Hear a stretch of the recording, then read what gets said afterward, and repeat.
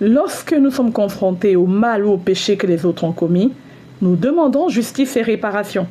Mais quand c'est nous qui avons fait ce qui n'est pas juste, quand c'est nous qui avons péché, nous demandons grâce. Le Seigneur nous a donné une règle dans Matthieu chapitre 5 au verset 7, je vous le lis. « Heureux les miséricordieux, car ils obtiendront miséricorde. » Être miséricordieux, ce n'est pas être naïf. Ce n'est pas dire que le mal qui a été fait n'est pas grave, c'est pas ça.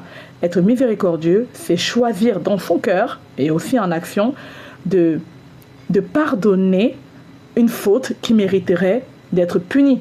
Jésus nous rappelle une réalité très simple. La mesure de compassion avec laquelle tu traites les autres sera la même avec laquelle Dieu te traitera. Si tu veux recevoir le pardon de Dieu, commence à offrir le pardon à d'autres. Si tu veux que le Seigneur ait pitié de toi, commence à pratiquer la miséricorde, la compassion envers les autres.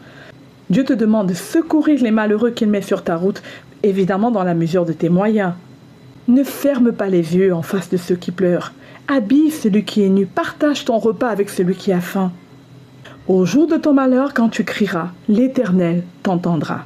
Il t'exaucera parce que tes compassions, tes actes de compassion, de miséricorde que tu auras fait pour les autres parleront pour toi devant le trône de Dieu.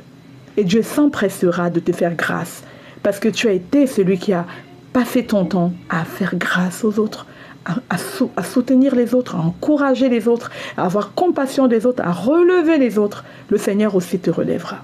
Car comment peux-tu prétendre aimer Dieu si tu n'aimes pas les êtres humains qu'il a créés? Oh, les Asiatiques, les Blancs, les Noirs, les Arabes. Écoute bien aimé, la miséricorde n'a pas de couleur. La bonté n'a pas de continent. Le Seigneur te demande d'aimer ton prochain comme toi-même. Sois miséricordieux envers les autres, comme ton Père céleste est miséricordieux. Amen. Y a-t-il quelqu'un à qui tu dois accorder une grâce, un pardon, un acte de miséricorde? Ne tarde pas, fais-le maintenant. Et au jour de ton malheur, l'Éternel ne tardera pas à te faire miséricorde, parce que toi aussi, tu as été miséricordieux. Amen. Je te donne rendez-vous dans notre prochain épisode pour la suite de notre série sur les béatitudes. Et je t'encourage à partager cette vidéo avec quelqu'un qui peut être dans le besoin, quelqu'un qui a besoin d'être encouragé à continuer de faire ce qui est bien. Que Dieu te bénisse. Et surtout, garde courage.